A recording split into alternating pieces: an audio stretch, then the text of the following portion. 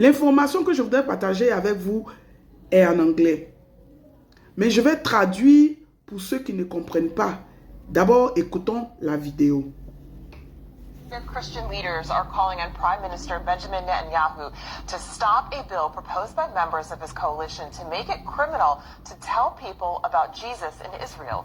A big story just days before Palm Sunday, Good Friday, and Easter. Sacred time for Christians. Two ultra-Orthodox members of Prime Minister Netanyahu's coalition have introduced a bill that would punish believers for sharing the gospel of Jesus with prison time. United Torah Judaism Knesset members. Je vais m'arrêter là parce que pour ceux qui ne comprennent pas la langue, ça ne sert à rien. J'ai fait une autre vidéo en anglais carrément comme d'habitude pour les anglophones. D'accord? Là, les journalistes nous disent qu'il y a une ordonnance proposée de la part du gouvernement d'Israël. Ok? Demandant à ce qu'on interdise toute évangélisation, toute information concernant la chrétienté, concernant le Christ. Oui.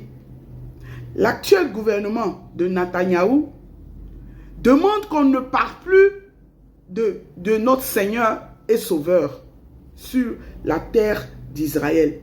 La terre qu'il a vue naître, d'où il vient,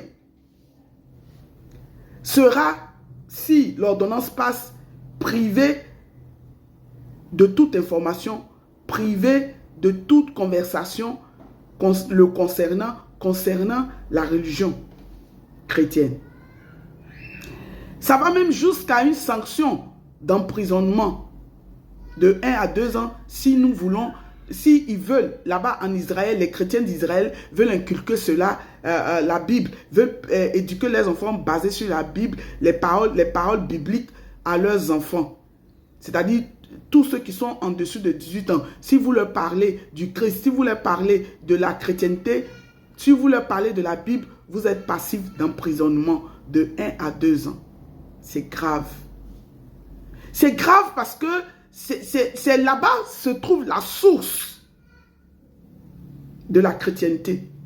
Rappelez-vous que dans Actes chapitre 11, verset 26, le mot chrétien a été inspiré divinement aux populations parce qu'ils ont vu le comportement des disciples, des prophètes qui étaient conformes à Christ.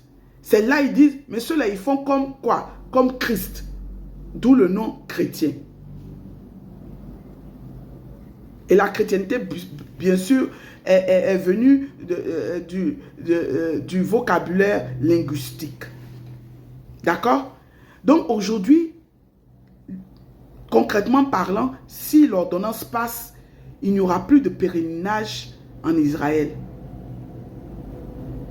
Si l'ordonnance passe, on ne pourra plus visiter Israël et puis avoir des guides pour nous parler des différents endroits qui ont été mentionnés dans notre Sainte Bible. Voilà la réalité, la triste réalité. Cela voudrait dire aussi que les chrétiens d'Israël seront très, très persécutés. Déjà même qu'ils sont en nombre très réduit, 1%. 1% des résidents en Israël sont chrétiens. Seulement 1%. Vous comprenez, ça veut dire que les révélations bibliques concernant Israël sont en train de s'affirmer. Sont en train de s'affirmer. Pendant que nous sommes dans l'ère où les révélations, bon, nous on savait ça déjà, que l'Israël biblique et que le sauveur du monde et tout sont des noirs, étaient des noirs pour les habitants, mais le Christ est noir. Et ça, il y a des versets bibliques qui le montrent. Ceux qui veulent avoir ces versets-là, ils peuvent m'écrire en inbox et je vais leur donner ces versets-là.